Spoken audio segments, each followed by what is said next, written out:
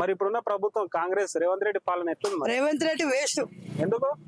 Waste అని చెప్తున్నా కదా. రేవంత్ రెడ్డి వచ్చి ఏంది ఇచ్చిండని? ఉన్న వాళ్ళకే అన్ని ఇస్తుండు, ఉన్న వాళ్ళకే అన్ని చేస్తుండు. ఏం చేస్తున్నా? మా సమస్యలు ఏమైనా పట్టించుకుంటున్నా? పేదవాళ్ళు అక్కడనే ఉంటారు, ఉన్న వాళ్ళే తలిసిపోతారు. పేదవాళ్ళనే అక్కడనే ఉండిపోతారు. చేస్తున్నాం అమ్మ అంటారు, చేస్తున్నామని చెప్తారు అంతే. పోయి ఆడితే ఫ్రీ బస్ ఇచ్చిన అంటారు కదా. ఫ్రీ దోశలు ఎందుకు? కొట్టుకొని చావడానికా? దశలో ఎక్కితే కొట్టుకొని చావడమే. నువ్వు ఉన్నావంటే నేనున్నా. రుణమాఫీ చేసినాం, ఫ్రీ బస్ తెచ్చినాము, ఫ్రీ కరెంట్ బిల్లు తెచ్చినాము, 500 గ్యాస్ తెచ్చినాము అని చెప్పుకుంటున్నాడు కదా. అనవసరం, అంతా వేస్ట్. తులం బంగారం వస్తుందా? తులం బంగారం అది వస్తుందా అంటే ఎవరికో ఉన్నోళ్ళకి. ఇప్పుడు రైతు దంది కానీ పొలాలు ఉన్న వాళ్ళకే రైతు దంది పడుతుంది.